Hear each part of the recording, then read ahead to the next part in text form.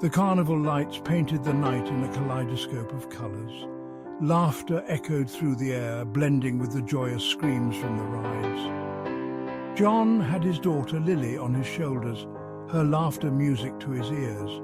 His wife Mary walked beside them, her hand intertwined with his. They were a picture of happiness, a family bathed in the warm glow of a perfect evening. The drive home was filled with contented silence, Lily's soft snores from the back seat a soothing rhythm. John reached for Mary's hand, giving it a gentle squeeze. He glanced at her, her face bathed in the soft moonlight, a serene smile gracing her lips. In that moment he felt an overwhelming surge of love, a love that he thought would last a lifetime. Then everything shattered, blinding headlights, the screech of tires, the deafening crunch of metal. The world dissolved into a chaotic symphony of noise and pain. Then silence, a silence so profound, so absolute, that it seemed to devour everything in its wake. John woke up to the chilling realization that the warmth beside him was not Mary's, but the icy chill of death. His Lily, his little angel, was gone too. The days that followed were a blur of funerals and condolences, each word a fresh lance to John's shattered heart. The vibrant colours of life had been replaced by the dull ache of grief. He moved through the motions, a ghost haunting the empty shell of his former life. The silence of the house was deafening. He would often find himself standing in Lily's room, clutching her favourite teddy bear, the air thick with her absent laughter. The scent of Mary's perfume lingered in the air, a cruel reminder of the love he had lost. Nights were the worst.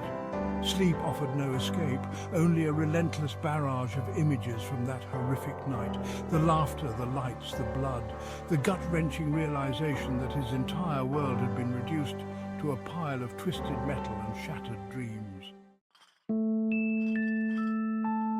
John sought solace in alcohol, then pills, anything to numb the pain that gnawed at his soul. He withdrew from friends and family, isolating himself in his cocoon of despair. The world moved on, but for John, time had stopped the moment his family had been ripped away. One night, as he delved deeper into the internet's dark underbelly, he stumbled upon a forum, a haven for the broken and despairing. Whispers of a solution, a way out of the abyss of grief, drew him in. It spoke of a cure, a pill that promised oblivion, a chance to escape the torment of his reality. Driven by desperation and fueled by a sliver of morbid curiosity, John sought out this supposed cure. He navigated the labyrinthine pathways of the dark web, each click leading him further down the rabbit hole. He found himself on a site as dark and cold as his own heart, offering the promise of oblivion in the form of a mysterious pill. The package arrived in the dead of night, a small, nondescript parcel containing a single obsidian black pill. The air around it seemed to crackle with an unseen energy, a silent promise and a veiled threat. The rational part of John screamed at him to flush it, to resist the siren song of oblivion. But the part consumed by grief, the part that yearned to see his family again, won. As he swallowed the pill, a cold dread washed over him. His vision blurred and the room around him began to distort. A voice, ancient and chillingly calm, whispered from the shadows. Grief is a powerful thing, John. It can consume you, or it can be the key to something else. I can reunite you with your family, but the path is perilous and the price is steep. Do you accept? John, his mind clouded with despair and the drug's potency, whispered back, anything. Section 5. The Crossroads of Despair. John found himself standing at a crossroads, a desolate landscape stretching out before him under a sky the colour of bruises. The air hung heavy with the stench of decay and the distant echo of mournful cries. The path ahead was shrouded in mist, twisting and turning into the heart of the unknown. The voice from the shadows materialized beside him, taking on a more defined form. A tall, gaunt figure cloaked in darkness, its face obscured by a hood. This is the in-between, John. The land where the living and the dead brush shoulders. Your journey to find your family starts now. But be warned, not all who wander these paths find what they seek. With a sinking feeling, John realized he had traded one prison of grief for another. He was trapped in a nightmare, a realm where the rules of reality were twisted and broken. But he had made a deal, and he had to see it through. Section 6, Through the Veil of Reality. The journey was a harrowing odyssey through landscapes of despair and sorrow. He encountered tortured souls, forever trapped in their final moments of pain. He saw visions of his own life, twisted and warped into grotesque caricatures of his happiest memories. The figure in the shadows remained his constant companion, a silent, menacing presence urging him forward. It offered no comfort, no reassurance, only the stark reminder of the price he would pay for his choice. Through it all, the thought of seeing Mary and Lily again was the only thing that kept him going.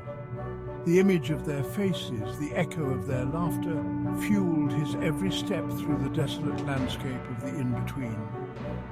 He was determined to endure any torment, to face any horror, for even a fleeting moment of reunion with his loved ones. Section 7, A Bittersweet Reunion. John emerged from the oppressive darkness into a clearing bathed in a soft, ethereal light. In the center stood a picnic blanket, laden with the remnants of a simple meal. He recognized the chipped china plates, the worn patchwork quilt, and there, sitting on the blanket, were Mary and Lily. They looked up at him, their faces aglow with joy. Lily, her tiny arms outstretched, cried, "Daddy!" and raced towards him. He swept her up in his arms, burying his face in her hair, breathing in the sweet, familiar scent of her. Tears streamed down Mary's face as she embraced them both. "We missed you so much," she whispered, her voice filled with a love that transcended death. For a while there was only happiness. They laughed, they cried, they shared stories. John tried to ignore the nagging feeling that it was all too perfect, too staged. He pushed away the thought of the figure lurking at the edge of the clearing, its eyes burning with an unholy light.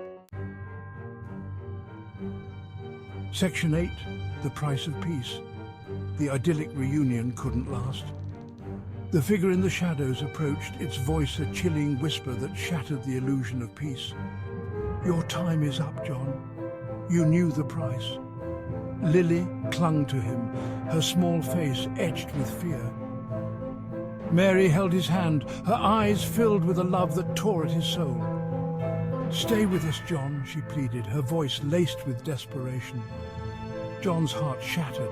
He looked from the figure's menacing form to his family's pleading faces. He was caught in an impossible choice, damned if he stayed and damned if he left. With a heavy heart, he knelt before Lily, cupping her face in his hands. "Daddy loves you," he whispered, his voice thick with unshed tears.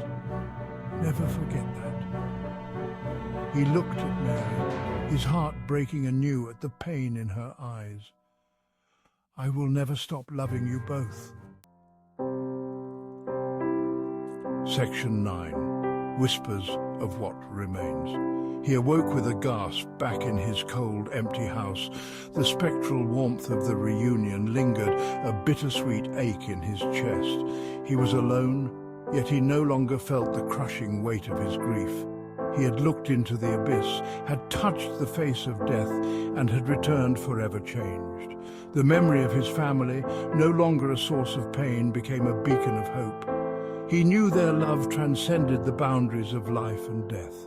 He carried their memory with him, a bittersweet solace in the face of his loss. Sometimes, in the quiet moments, he could almost hear Lily's laughter, could almost feel Mary's hand in his.